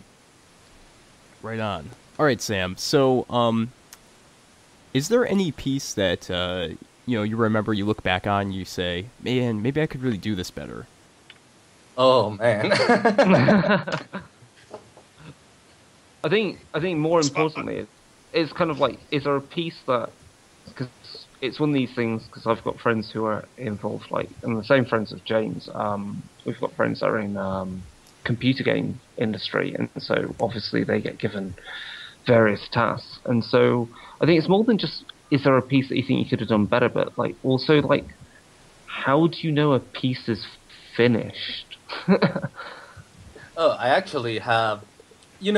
It's funny when you're doing art, because there's always a love-hate relationship with what you do, at least for me. Okay. Yeah. But there's one piece that I'm not particularly proud, and I really will love to have a second chance at it, and it's the cover for Unknown Armies. It was my first cover. Don't look at it; it's not pretty. Again, I'm still waiting. At least, great game. Yeah. Yeah, this is a great game. And the funny thing is, I'm really proud of the interior artwork. It's just when they commissioned the cover, something just didn't click. And I'm still waiting for John Tynes and Greg Stolz to shoot me an email and tell me, we're doing the 3rd edition of Unknown Armies. I think they're going to do that. Once they get godlike and stuff out of the way, I think they will revisit. I really hope so. And you can have your revenge on that. Or either, man, you really suck at that cover. We're not giving you any work ever. So please die. No, really. With all no, of really. stuff, Sam. It's good. I'm really happy with all the work in Mummy, really. Is there a particular piece in Mummy that you're most proud of then? Because I'm looking at certain pages, and so I'm trying to flick between the full page. You did one that's not in the book that you guys haven't seen. I love. Yeah, it didn't get in the book. Yeah, but it's in my Facebook, by the way. If you right, you guys go check it out. Yeah. Where I was? Oh yeah. When a piece is finished, and that's a funny feeling, because when sometimes just the image, works, and it's something a bit of a magic. It's still a mystery to me, but that just happens. And I'm the kind of guy and the kind of artist that really likes to revise piece and do it again, do it again, do it again, do it again. Thank God, or whatever is looking over us. in heaven or in hell. That, for example, Mike Chaney at White Wolf and most all the art directors at White Wolf are really patient when it comes to that, because I'm really torturing Mike when it comes to art. Because I remember, for example, submitting a sketch of the Bane Mummy ripping the heart out and reading back 1 week later saying, Mike, I can really do better. Please let me do again. Please let me do this piece again. Let me try again. And he said, okay, do it again. And I did the same in the wrestling commission for the God Machine. And what was the question again? You said when we've asked numerous. I think we asked like, wanted to how know did what you your know when it favorite was piece done? And your favorite Mummy piece, was. yeah. Oh, my favorite piece. In Mummy? In Mummy for now. In Mummy for now, it has to be the blonde.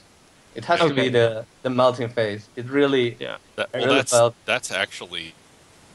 I don't think every piece he did for Mummy the Cursed Core Book would necessarily hang well as a piece of fine art, but I think the blonde you could get an enormous print of and put on the wall of a wealthy person's living room, and they would be reflected well by it.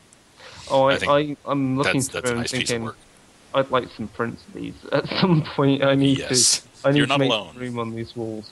And then actually, for New World of Darkness books, then Sam, which is possibly your favorite piece you've had in any World of Darkness book you've done?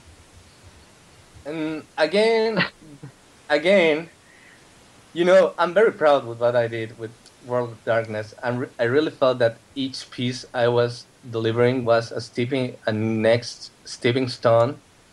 And I'm very proud of what I did with the God Machine Chronicle, which should be coming out in the coming months. And I really think that, yeah, I know, but I'm so damn proud of these pieces, and I'm really excited to see how people will react to that.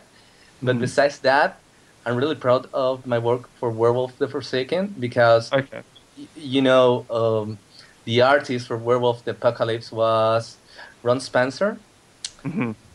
He was a big inspiration for me, and again, I said that Werewolf sometimes is about just describing the text, because there's so much cool things happening, cool battles. It's such a visceral game, and I never thought I would be capable of doing that sort of stuff. But I think I did okay, at least. So I'm really proud of that. Yeah, we'll endeavor. I think Mike will endeavor to ensure we've got some links in the show notes, or at least some we'll get some examples of some of these favorites. And I think that leads us to a good last question. Is there a game, Sam, that you would love to draw for, or a character from a book or comic or any media that you would like to try and represent in your kind of style of art? I'm afraid that if I answer that question, the podcast would be like 3 hours long. But, of course, and people will have to start bringing back their Lord of the Rings extended edition to have it back. Well, I answered. But for a game, I really love miniature games. Okay. I really love a lot of games, like, let's say, Legend of the Five Rings, but I think that my stuff will look a bit out of place. And, that's not necessarily not a bad thing per se, but sometimes you have to respect what the art directors and the legacy of the game has. Yeah. And but at the same time, one game that I would really love to do was Cult. Mm-hmm. The second edition of that book is just beautiful. It's just one of the most inspiring pieces of role-playing art you're going to see ever in your life. It's just beautiful. And I would love to work, for example, with Kenneth Haidt. I'm a big fan of his work in Trail of Cthulhu and his... Yeah. he has a book called Tour de Lovecraft, which was, gorgeous. One of the most inspiring stuff I read about Lovecraft in a long time. Mm-hmm. And for a character, I would love to do the Sandman. Okay, yeah. That's By a the good way, choice. Sam, it's a date. I'm going to get you and Ken Knight on a book together. If you do that, Trail of I'm Cthulhu gonna- is a lot of fun. Yeah, it is. if you do that, let me tell you what I'm going to do. I'm going to sculpt a statue of Set, the god of darkness, and send it to you. Oh, wow. Don't say no to that. It's an appropriate offering, I think. Cool. We got any other questions, Mike or James? Well, I think we'll kind of start wrapping this up and moving towards the closing. And one question I have for you, Sam, is what kind of character are you playing in Shadowrun? Oh, everybody's going to hate me, but Shadowrun is one of those games that has such a lot of cool gear, of cool implants and cool stuff that I really like to be one of those Munchkin characters. And right now I'm the face, so I'm an elf, Yeah. pretty bad taste. An elf, which is the face of the group and takes care of the negotiation and all that. Right on. Nice. And Colin, we've recently been notified that you're working on an Iron Kingdoms novel. So we're very excited to hear about that, and also very excited to hear that Ari Marmel is working on novels as well. Yeah, I actually got the chance to be the guy that outlined the entire arc. Right now it's a 2 trilogies, basically, and using the Star Wars sort of model, except we're starting with episode 1. And the first trilogy is focuses on the fall of Lael, and Excellent. I had always wanted to do a fantasy trilogy, and I didn't know why this hadn't been done more, but I was a big fan. I've read my share of fantasy novels, and I said, it'd be really cool. You have a thing focused on war, and the first trilogy of this property that's all about war, you get one writer writes the first novel, you get one writer writes the second, and then they split the third, sort of showing those two forces come together. And so first novel focuses on Signar, second novel focuses on Khador, and then the third novel we write together. Cool. That's really wicked to know up front, because I'm looking to hopefully run Iron Kingdoms Cool. after I finish my Requiem Chronicle currently. So awesome. Yeah. I've had my head buried in that stuff for months and months because I didn't want to half-ass it. Like tie-in fiction is only barely satisfying unless it's written by people who just jumped headfirst into the challenge and said, "Yeah, I'll be responsible for all the canon. Yep, I'll be responsible for all the minutiae and your setting." And I want it to feel like it was written by a fan because that's what I want to read. Right on.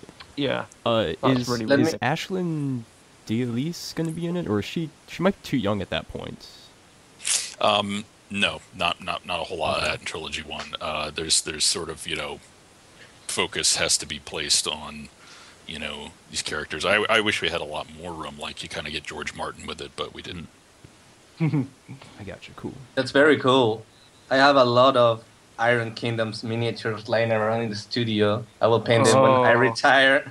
So Nice. I wasn't aware that you were writing for them. That's very cool. Yeah, I look Iron forward to Kingdoms that. the whole fiction license, they spent a lot of time ironing out technical details and stuff, but when it came time to actually say, all right, now what are we doing here? What's the story of all that? That all came to me. So I spent, months buried in the property. I'm a pretty big Iron Kingdoms geek now. Excellent, because we do hope to get Simon back on to talk about how to run Iron Kingdoms RPG as more of a horror game, because through some of the stuff they brought out in No Quarter, they've added like ghosts and obviously samurai cults and. Well, I mean, that's a pretty dark setting at its darkest. It's pretty dark It's setting. versatile enough so that you don't have to tell those stories. You can focus on sort of lighter elements in it, but in terms of having evidence to say this is how dark this can get, there's plenty. I mean, Crick stuff. call it- Just look at yeah. Cricks. I call it kind of like Sharp with it's kind of like Sharp with fantasy horror elements because Yes. it's kind of got that look to it, and it's really great. Awesome. And Mike, we have some questions from our mailbag. Yeah, we do. So, Colin, Sandsugar asks us, he's wondering what you wrote in the Orpheus core book, and also, were you aware while writing for the core book of the unfolding meta plot that would be appearing in the later supplements? For the Orpheus core book, I wrote a lot of the basic systems stuff, so every attribute right up, including all those little tiny fiction vignettes. I had to write like 60 of them for that book. It was a little eye bleeding actually by the end, but in terms of the meta plot, I knew that because Lucienne and I had talked about it working on the core book, that at the end of the core book, as it were, the idea was that Orpheus group explodes and then it goes off, and that there will be this meta plot chronicle told throughout the supplement sort of thing. And there was a lot of focus paid on the movie model approach, which Lucienne and I were totally on the same page about. But I didn't know specifically where he wanted to sort of take the metaplot arc, starting with the supplements. Mm-hmm. And my schedule forbid me from even working on any of them until I think the very last one, and by then there's no point. So, but they're definitely two different sort of continuities. You know, there's Orpheus, the game presented core, and then there's the craziness of the metaplot supplement. Gotcha. Awesome. Sandsugar also asks if you were upset when writing World of Darkness Mafia that you weren't able to include cool Italian blood magics like World of Darkness Gypsies. I know. I was so tempted to make really ridiculous racist mechanics. Hey, look, it's a Sicilian sorcery. But no, actually, I'm pretty happy with the approach we took and the book we ended up writing. I will say though that one of my memories though from that book is that it was some of that nastiest red lines I ever got. Justin absolutely unloaded on me during that book. Interesting to hear. Cool. And Sam, what kind of art are you doing right now? I'm working in doing some images inspired in the Wagner operas for a opera house in the U.S. Mm-hmm. And this is stuff. It was a big revelation. It was indeed a Twilight of the Gods because Wagner, makes the Lord of the Rings look like a bad Dungeons and Dragons session. It's and I'm really excited about this. I'm also I'm starting to work on the new Montecook game, whose name I honestly can't pronounce in English. I can pronounce it in Spanish, Numineria, something like that. Yeah, that sounds about right. Yeah, I'm working for one of the spin-off games, and it's pretty exciting to have that. It does look pretty wicked, that game. Yeah. Cool. James, do you have any last questions that you wanted to add in from anything else? No, I'm good. Pretty good. It's been really amazing hearing you guys talk. Unfortunately, I do quite often end up. We dropped you in the deep end. It was just to make sure we had everyone that's read enough of Mummy to offer some insight. But I'm sure we'll talk about more stuff once we've digested this book a bit more. Which kind of leads us on to the last question, I think. Oh, it certainly does. All right, Sam. If you could be a household appliance, which would you be and why? A household... A what? A household appliance. Oh, I will be a refrigerator because it's easier to store corpses on it. Yeah. Enough said. Well, that was disturbing. Colin, if you could be a household appliance, which would you be and why? It would depend on how narrow your definition of household appliance It's very is. broad. Eddie Webb said he'd be an iPhone. Yeah, exactly. Well, then I would like to say something glib and perverse about being available to women as an appliance. But in all likelihood, if I were a household appliance, it would be a big flat screen TV. Okay. Fair enough. And why? Because I spend a lot of time ingesting media that comes through it, whether it's news, TV, film. Like I've got my face glued to a screen a lot. Okay. Cool. Okay. Awesome. So real quick, Sam, what's your website if people want to get in touch with you or check out your work? You can just run a Facebook search and add me as a friend on Facebook.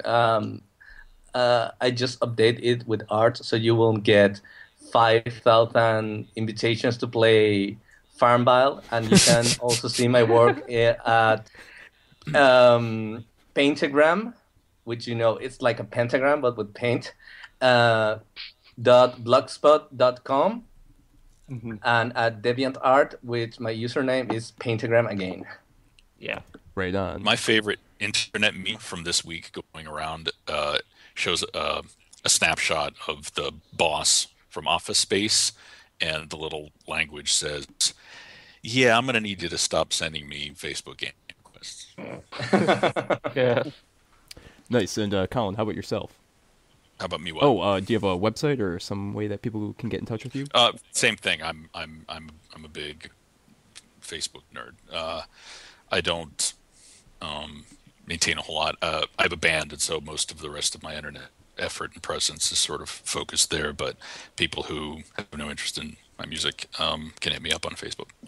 Oh, you can plug your band if you want. Yeah, well, the band is Tolkaram, and we're a DC band, of course, because that's where I am. And we are hip deep in our second studio-length concept album, and because I don't have enough to do. And when that is done, it's going to be pretty epic. Right. I want to say one last thing, by the way. Mm-hmm. If you are in Facebook, please never ever tag me or Colin into your shitty art. Nobody likes that. I'm sorry, but there's a trend out there that every upcoming artist adds one art director or another artist and tags them in their pictures, and it's quite annoying. Yeah. I mean, everyone hates me anyway, but it has to be said. That's a breach of etiquette, I think. You're right. Oh wow. Right. Right on. Okay. Colin, Sam, Chris, and James, thank you very much for attending this episode of Darker Days Radio. I know it ran a little long, but it was a great episode. Awesome. People are going to love this. So, Thanks, Mike. with that, everyone, have a good night. Enjoy the game, guys. Oh, wait up, Mike. Wait. What did I do? Where can people find us? Oh, Duh. yeah. Of course. darker-days.org is our website. You can check us out at Darker Days Radio on Twitter. As well, you can email us at darkerdaysradio@gmail.com. And we have facebook.com/darkerdaysradio. And we are on G+ with our sweet community, which is always hopping. It's pretty freaking active there, so yeah, people should drop by. They definitely should. And And they is should also join my World of Darkness Gypsies game. Oh, yes. Bam. All right. And with that, everyone, good night. Good night.